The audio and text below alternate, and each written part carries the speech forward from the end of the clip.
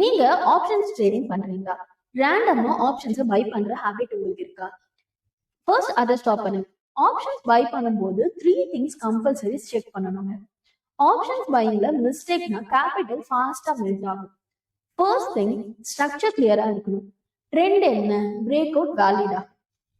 Structure clarity இல்லைன்னா entry escape பண்ணுங்க.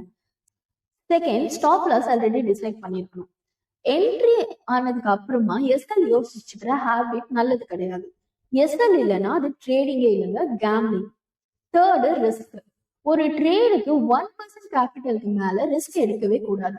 Also உங்களோட ஃபுல் கேபிட்டலை யூஸ் பண்ணி ட்ரேட் பண்ணக்கூடாது. ரிஸ்க் எவ்வளோ நீங்க ஃபிக்ஸ் பண்றீங்களோ அதுக்கு ஏற்ற மாதிரி தான் குவான்டிட்டியை நீங்க போடணும். உங்களுக்கு ரிஸ்க் மேனேஜ்மெண்ட் பார்த்தீங்கன்னா ஃபுல் வீடியோ வேணும்னா கமெண்ட் பண்ணுங்க.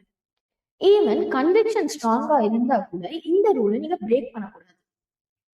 இந்த 3ல ஏதாவது ஒரு விஷயம் ஃபெயில் ஆனா கூட சிம்பிளா ட்ரேட ஸ்கிப் பண்ணிக்கணும்.